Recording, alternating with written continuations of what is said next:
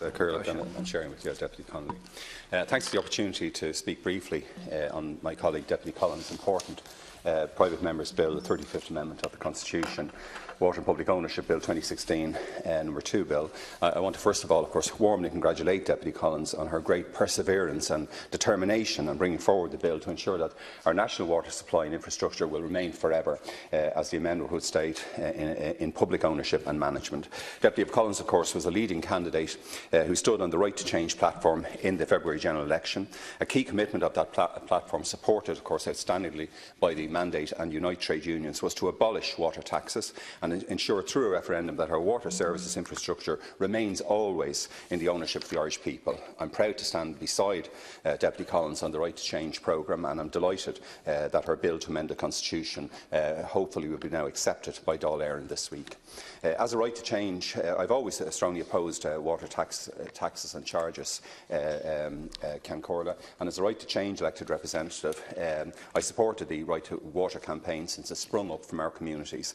That people-powered anti-water charges, Right to Water campaign against water charges and taxes, of course, is powerfully based in my own constituency in Dublin Bay North. Valiant campaign groups such as Airfield Says No, Eden Moore Says No, Clare Hall Says No, Raheny, Darndale and Coolock Says No, and other similar campaigns throughout Dublin Bay North led the struggle against metering and the refusal to accept water taxes on already very hard-pressed households in Dublin Bay North.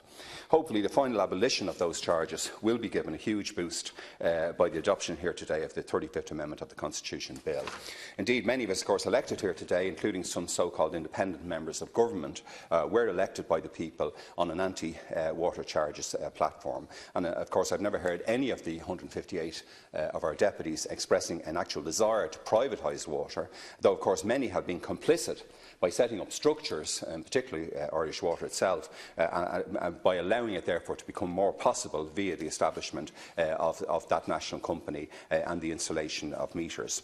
I'm aware, Corla, that the Expert Commission on Domestic Public Water Services is said to be currently examining the future of funding models for water provision, and the Commission is due to present to the Special Oireachtas Committee by the end of this month.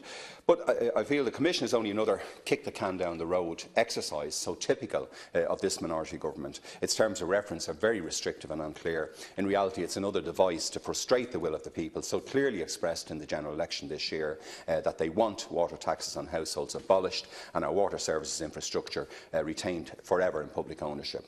Deputy Collins' bill amending Article 28 is a very simple yet very important bill. The bill would allow us to put this question to the people via referendum on whether or not they want to protect and maintain our national water supply infrastructure, this vital natural resource, as publicly owned and of course publicly managed, which is very important, whether or not they want us to ensure that future generations will not have to worry about water being turned into a commodity and privatised. And there seems absolutely no reason for any member of this House to go against such a modest yet critical proposal.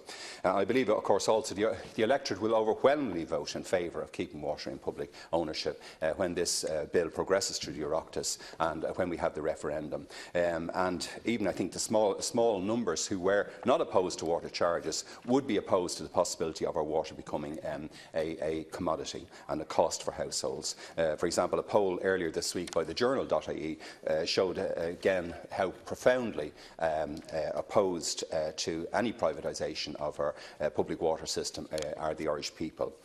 Corla, privatisation of water services in many countries, of course, has been a total disaster.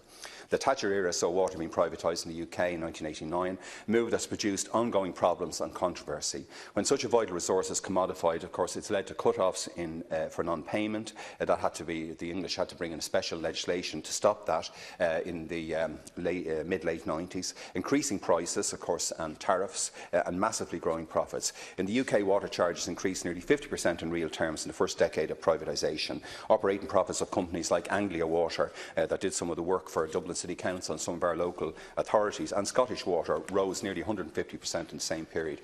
But above all, of course, investment has suffered under privatisation, and the British Ofwat, the so-called water regulator, has been severely criticised, especially for allowing the UK sewer network to be run down and no refurbishment taking place. But as the Guardian newspaper reported last year, there's been a very strong kickback all around the planet against privatisation privatisation of water, not just in OECD countries, but across the world, from Buenos Aires to Berlin.